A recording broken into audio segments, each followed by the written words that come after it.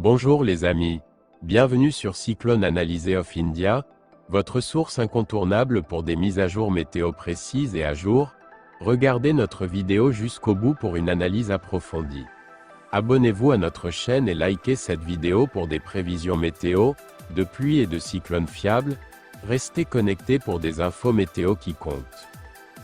Dans la vidéo d'aujourd'hui, nous allons vous mettre à jour sur le cyclone intense Ghezani, et nous couvrirons également le prochain cyclone. Alors, regardez la vidéo complète jusqu'à la fin pour plus d'informations sur sa trajectoire et son intensité. Sans plus tarder, commençons la vidéo. Hier, le cyclone Ghezani s'est intensifié en cyclone tropical, et ce matin, il s'est encore intensifié en cyclone tropical intense, se déplaçant vers l'ouest en direction de Madagascar. Le cyclone Ghezani continuera à s'intensifier et devrait toucher terre à Madagascar d'ici demain. Après avoir touché terre à Madagascar, il émergera sur le canal du Mozambique le 12 février, après quoi il se réintensifiera et deviendra une tempête tropicale sévère ou un cyclone tropical. Par la suite, il se déplacera vers le sud-ouest et pourrait s'intensifier encore davantage en cyclone tropical intense.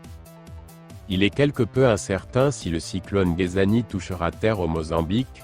Le modèle GFS indique un possible atterrissage, tandis que l'ECMWF suggère qu'il passera très près du canal du Mozambique sans toucher terre. Il y a donc une chance qu'il traverse le Mozambique. Nous serons en mesure de vous fournir des mises à jour plus précises après que le cyclone aura émergé sur le canal du Mozambique. Sous l'influence du cyclone Ghezani, des pluies extrêmes et des vents violents sont attendus sur Madagascar à partir de ce soir et jusqu'au 12 février, l'impact diminuant à partir de la soirée du 12 février. C'est notre mise à jour sur le cyclone Ghezani. Maintenant, discutons du développement du prochain cyclone.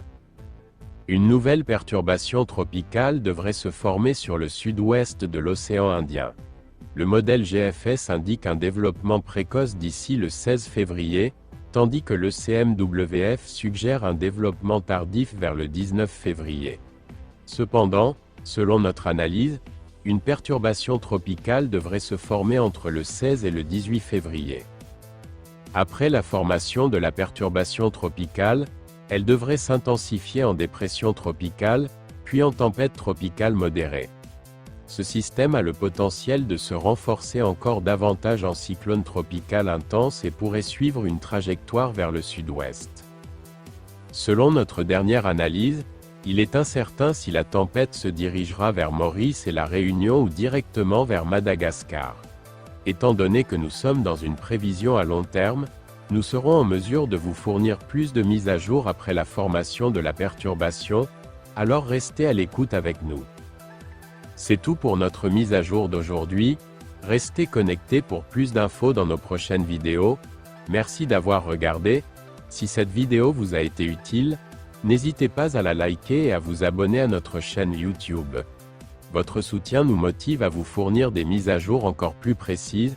Passez une excellente journée.